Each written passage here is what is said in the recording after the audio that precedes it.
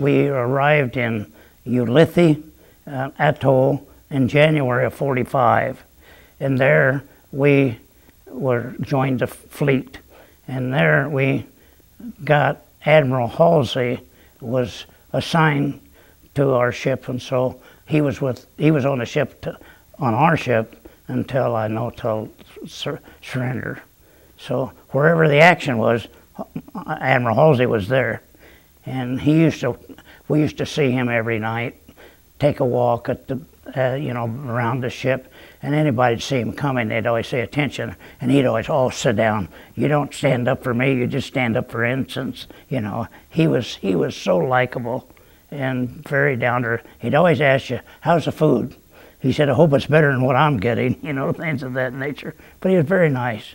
Our job basically was to protect carriers and the aircraft carriers, because we had the firepower, and many guns, 20 millimeter, 40 millimeter guns that would take care of to protect the carriers, because your carriers were your #1 weapon. And what would happen with a unit, you would, especially off Okinawa, that you would have destroyers way out, maybe 10, 12 miles. Then you'd have cruisers, then the battleships, and then the carriers were right in the center of that, and they were protected. So when kamikaze pilots would come after you, they would first see usually destroyers, and they'd go after any ship if they could. And a kamikaze pilot is really nothing more than with a plane with a bomb on it, and he crashes you. That's what they were doing. And off Okinawa, we had that every day for well over a month, and night and day, so it kept you on your toes. And but the carriers were the one that they were always after, because they were the strong ones. So our job was to protect them. And then we did a lot of bombarding. We did a lot of bombarding of various islands at Okinawa, Iwo Jima, northern Japan, and things of that nature. The pilot that hit us, they cut him in half, and the top part of his body on the ship. And that afternoon we had the muster on the ship, all hands on deck, and give him a burial at sea, and in a proper way, with a firing squad and all.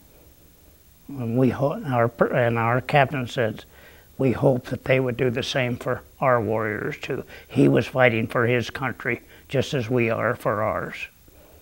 And near the end of the war, probably in the latter part of May and June, the activity slowed down quite a bit. We were up and down the coast and things of that nature with them, but we wasn't seeing much action.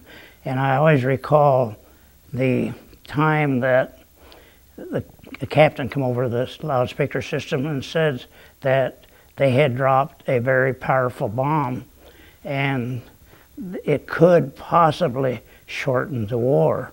Of course, everybody says, little did we realize that it was an atomic bomb at that time, but everybody was saying, boy, let's drop more and go home, and they had no idea what it was. But then, I remember August the 15th, the captain come over the loudspeaker system and says, attention all hands, listen carefully. There has been reports that Japan has made overtures about possibly surrendering.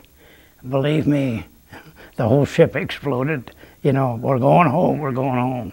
And a couple of days later that was confirmed, and why they picked the Missouri to be the one, because I'm sure that many other ships that saw much more action than we did. But President Truman had just taken over the presidency, and they figured that they honored him by picking the Missouri, and that's why we were there.